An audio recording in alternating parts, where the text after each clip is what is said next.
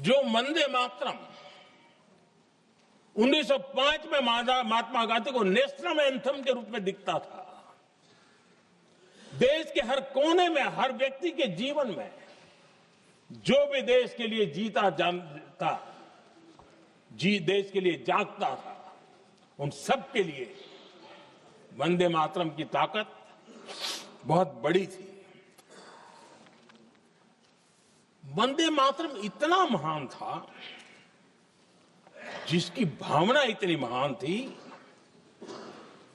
तो फिर पिछली सदी में इसके साथ इतना बड़ा अन्याय क्यों हुआ?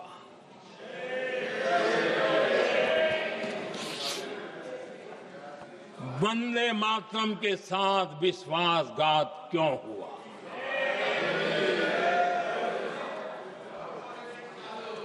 ये अन्याय क्यों हुआ? वो कौन सी ताकत थी जिसकी इच्छा खुद पूज्य बापू की भावनाओं पर भी भारी पड़ गई,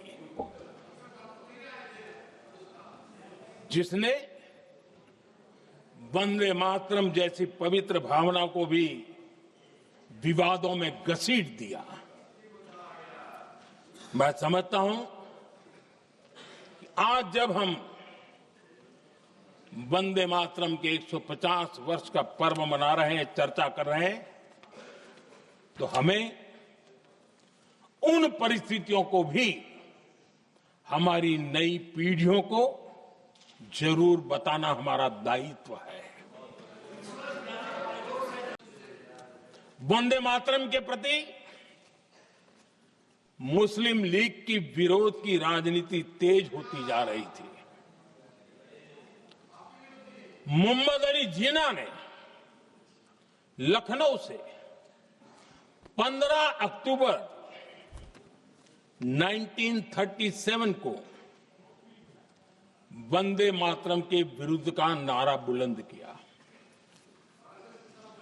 फिर कांग्रेस के तत्कालीन अध्यक्ष जवाहरलाल नेहरू को अपना सिंहासन डोलता दिखा। बजाय कि नेहरू जी मुस्लिम लीग के आधारहीन बयानों को तगड़ा जवाब देते, करारा जवाब देते, मुस्लिम लीग के बयानों की निंदा करते,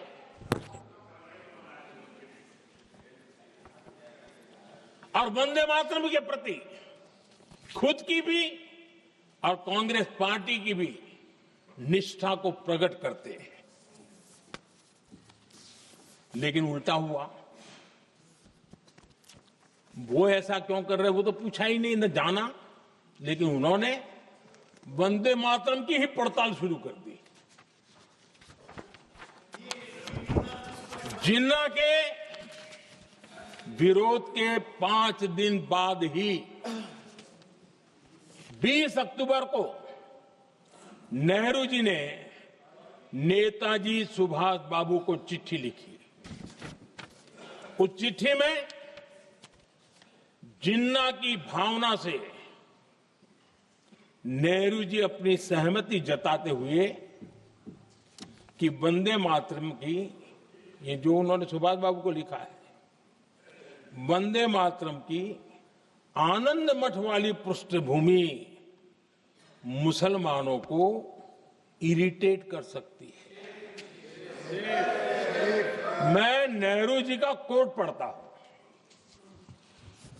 नेहरू जी कहते हैं, मैंने वंदे मातरम गीत का बैकग्राउंड पढ़ा है। नेहरू जी फिर लिखते हैं, मुझे लगता है कि ये जो बैकग्राउंड है, इससे मुस्लिम भड़केंगे। साथियों,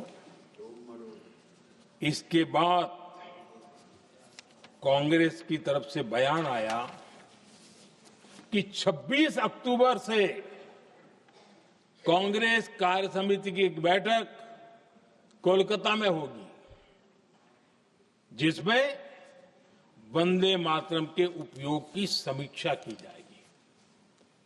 बंकिम बाबू का बंगाल, बंकिम बाबू का कोलकाता, और उसको चुना गया और वहां पर समीक्षा करना तय किया।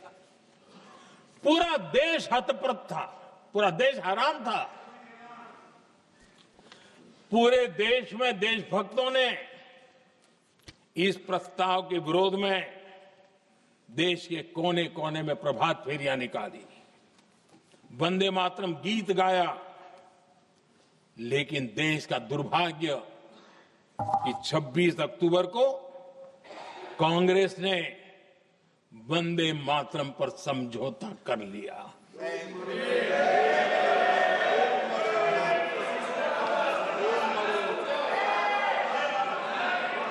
वंदे मातरम के टुकड़े करने के फैसले में, वंदे मातरम के टुकड़े कर दिए। उस फैसले के पीछे नकाब ये पहना गया, चोला ये पहना गया। ये तो सामाजिक सद्भाव का काम है।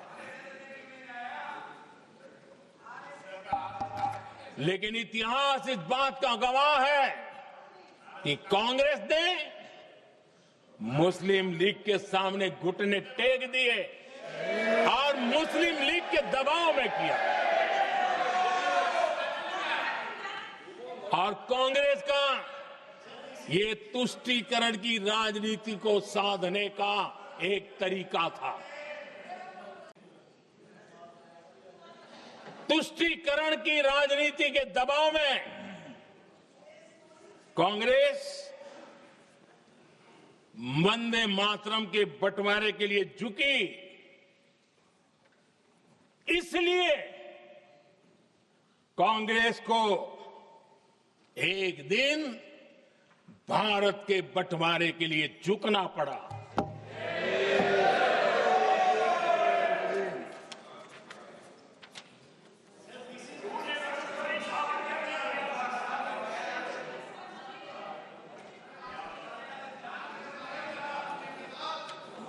मुझे लगता है कांग्रेस ने आउटसोर्स कर दिया है।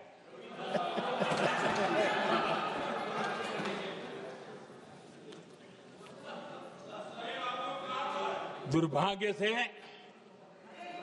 कांग्रेस की नीतियां वैसी की वैसी थी है।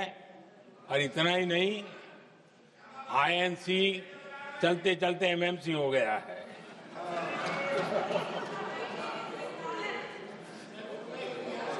आज भी कांग्रेस और उसके साथी और जिन जिन के नाम साथ कांग्रेस जुड़ा हुआ है, सब वंदे मातरम पर विवाद खड़ा करने की कोशिश करते हैं। If you like this video, then like, share and subscribe to Mirror Now.